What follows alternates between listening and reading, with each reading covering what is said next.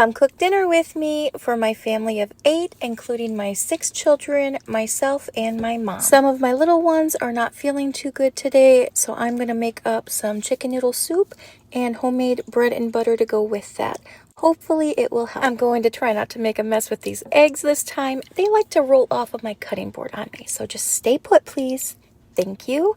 I'm going to go warm up my milk, water, and butter, and then get my mixture going for my bread.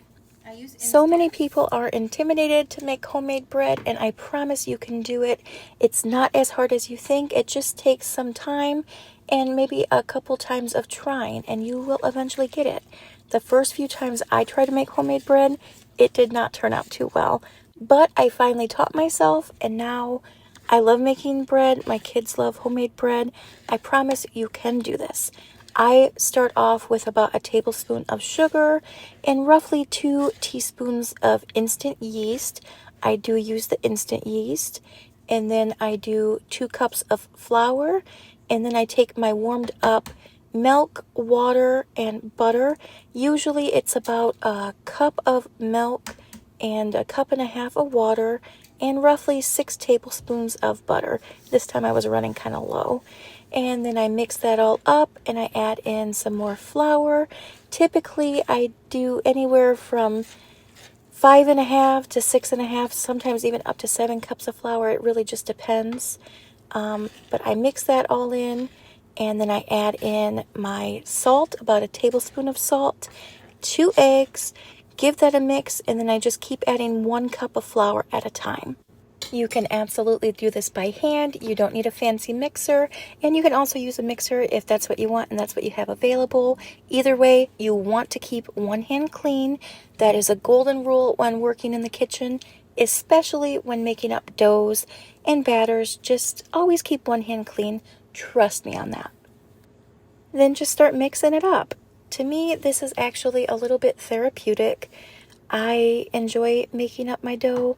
I do sometimes use a mixer now that I have one, and here I go making a mess. I'm never going to learn to put on an apron. I should. I always get covered in flour. It's fine. It's okay. It's fine. But you're just going to keep kneading this up. Like I said, I find this part enjoyable. However, I typically make homemade bread a couple times a week, so it would wear out my hand. So sometimes I do use a mixer now. I can tell with this batch that I added a little too much flour. I don't think I accounted for the less amount of butter I was using, but it's still going to turn out just fine. You got to give it a little smack. Now go ahead and drizzle some olive oil on top and give that a flip, and then just dance it around the bowl because you don't want it to stick as it's rising. I will let this rise for about 90 minutes in a warm oven. Thank you so much for whoever sent me this pot. I absolutely love it. Thank you so much. This is the pot I'm going to use for the first time to make up my soup. I am going to use about 8 cups of water, so that's roughly half a gallon.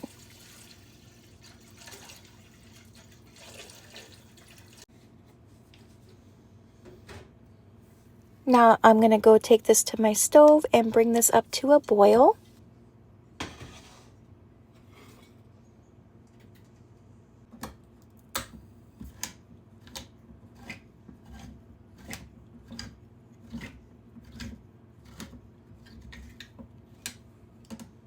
I had some extra cans of carrots up in my cupboard that I'm going to go ahead and throw in so I can use those up. I know there's some hate on canned carrots, but I love them. I could eat them by themselves and be just fine. I am going to drain them. I'm also going to add some extra noodles into the soup. Oh, it's boiling.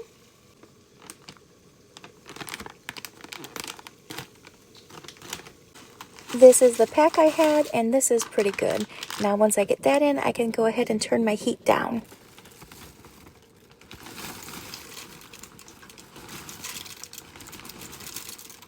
Add in those extra noodles.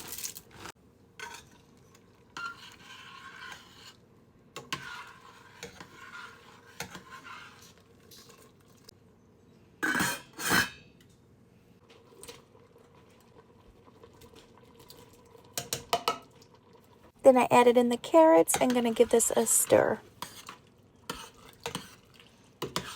It already is smelling so good in my house. The dough is done. Now it's my favorite part. You gotta punch it down. And now I'm gonna go ahead and divide up each piece into somewhat equal little balls and then shape them out.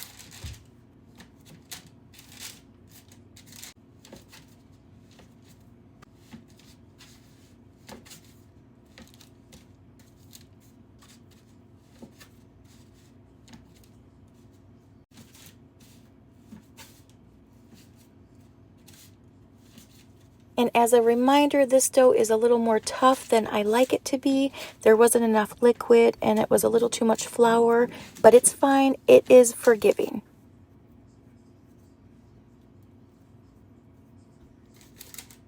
Now I'm just going to go ahead and roll them all into balls. This part is pretty enjoyable too. I promise they don't have to be perfect. Look how cute they turn out though.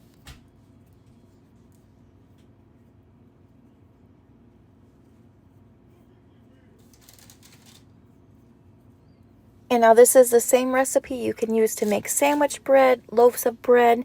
It's pretty flexible with any kind of bread you want to make. But this is not the same recipe as my pizza dough, so don't get them confused. This is my bun dough, my bread dough. This is not the pizza dough or the breadsticks or Bosco stick balls.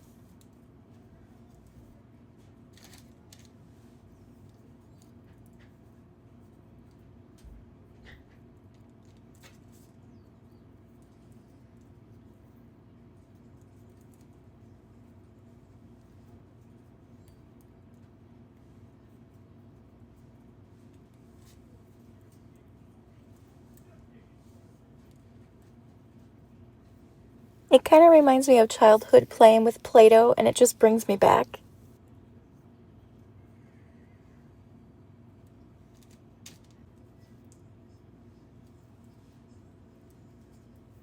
Again, these do not have to be perfect, so do not worry. Once I'm done, I'm going to have these rise up for another 30 to 45 minutes in a warm oven, and then I will bake them at about 375 for 14 minutes, give or take, and then I will top them up with the butter.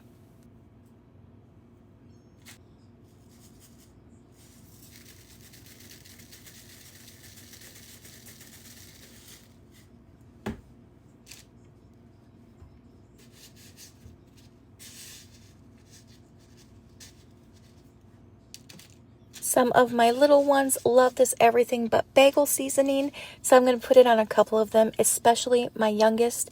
This is her absolute favorite.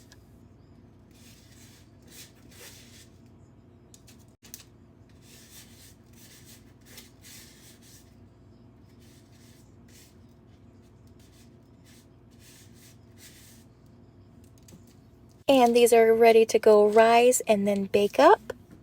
They are done, so now I'm going to go ahead and top each of them with some butter. You can get them more brown on the top if you like. And dinner is done. Thank you so much for watching. Follow along to the next video to watch me plate it up. Have a blessed night.